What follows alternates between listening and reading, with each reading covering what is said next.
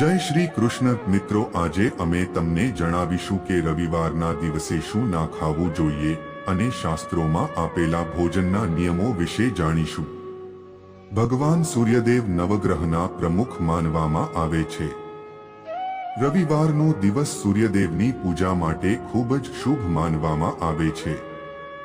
આ દિવસે સૂર્યદેવની ઉપાસના કરવાથી જીવનમાં સુખ, સમૃદ્ધિ અને ધન સંપત્તિનું આગમન થાય છે તથા શત્રુઓનો નાશ થાય છે.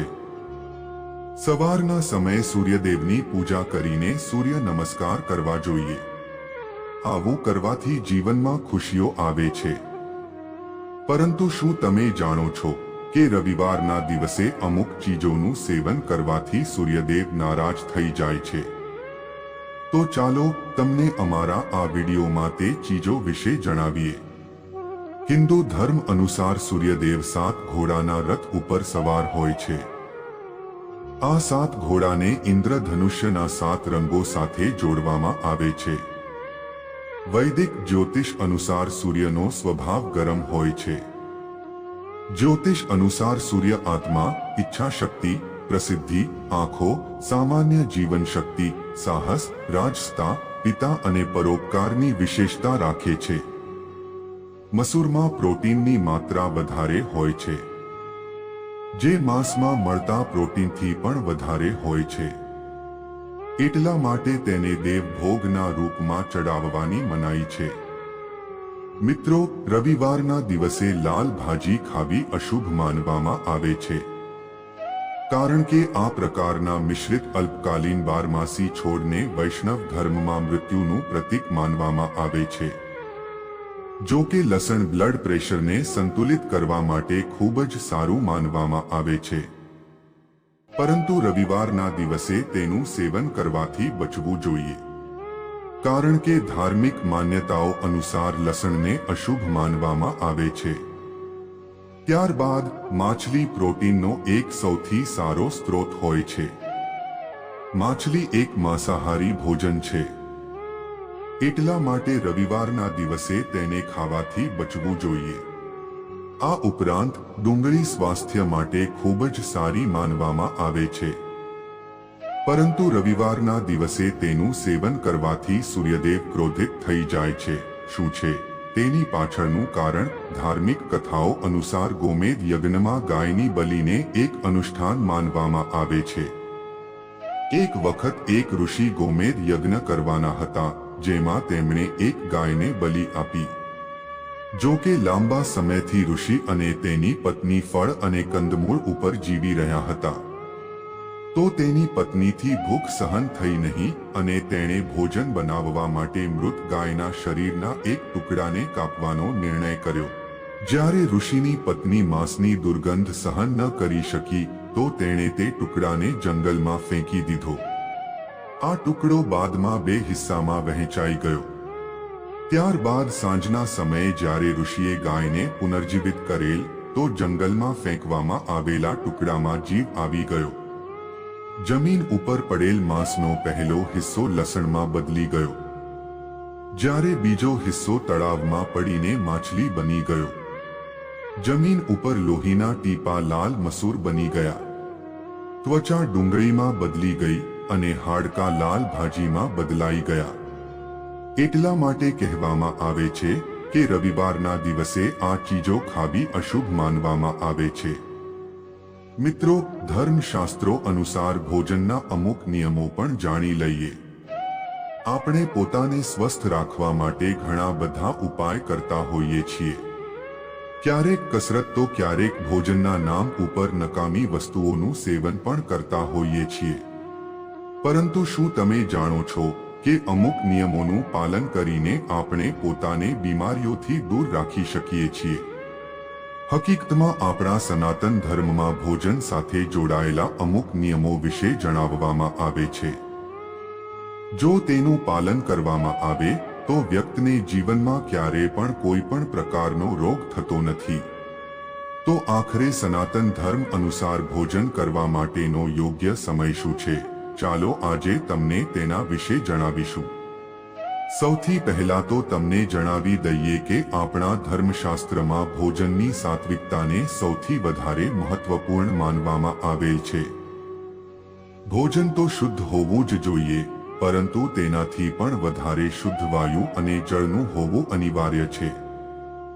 જો આ ત્રણેય ચીજો શુદ્ધ હોય તો વ્યક્તિ દીર્ઘાયુ પ્રાપ્ત કરે છે. આપણા ધર્મશાસ્ત્રો અનુસાર ભોજન બનાવનાર વ્યક્તિએ રસોડામાં જતા પહેલા સ્નાન કરવું જોઈએ અને ત્યારબાદ સૌથી પહેલા 3 રોટલી ગાય, કૂતરા અને કાગડા માટે અલગ રાખવી જોઈએ. ત્યારબાદ ઘરના અન્ય સદસ્યો માટે રોટલી બનાવવી જોઈએ. હિન્દુ ધર્મમાં નીચે બેસીને અને પરિવારના બધા સદસ્યોની સાથે ભોજન કરવાનો નિયમ છે. હકીકતમાં એવી માન્યતા છે કે જો તમે જમીન ઉપર બેસીને ભોજન કરો છો તો તેની શરીર ઉપર સકારાત્મક અસર પડે છે. જ્યારે આપણું શરીર પૃથ્વીના સંપર્કમાં આવે છે ત્યારે પૃથ્વીની તરંગો પગની આંગળીઓમાંથી થઈને આખા શરીરમાં ફેલાઈ જાય છે. આ તરંગો આપણા ભોજનની સાથોસાથ શરીરને સકારાત્મક ઉર્જા પ્રદાન કરે છે. વળી ઘરના બધા લોકોની સાથે બેસીને ભોજન કરવાથી પરિવારમાં પ્રેમ અને એકતા જળવાઈ રહે છે.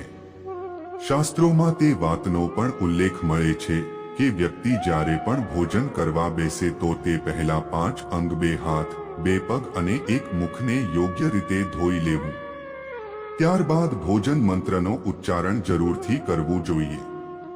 એવી માન્યતા છે કે મંત્રના ઉચ્ચારણથી ભોજનમાં આવતી કોઈ પણ નકારાત્મક તત્વ નષ્ટ થઈ જાય છે.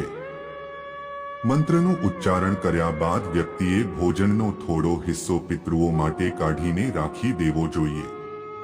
એવી માન્યતા છે કે આવું કરવાથી અને ભોજન સમયે પિતૃઓને યાદ કરવાથી પિતૃઓ પ્રસન્ન થાય છે અને તેમની કૃપા હંમેશા જળવાઈ રહે છે, જેના કારણે આપણે ક્યારેય પણ બીમાર પડતા નથી.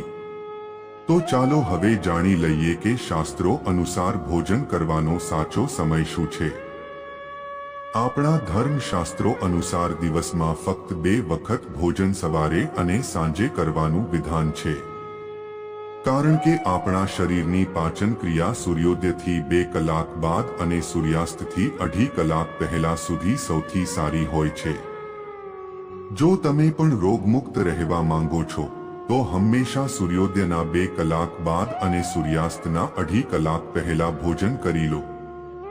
વળી જે વ્યક્તિ ફક્ત એક જ સમયે ભોજન કરે છે તે યોગી, અને જે વ્યક્તિ 2 સમયે ભોજન કરે છે તે ભોગી કહેવામાં આવે છે.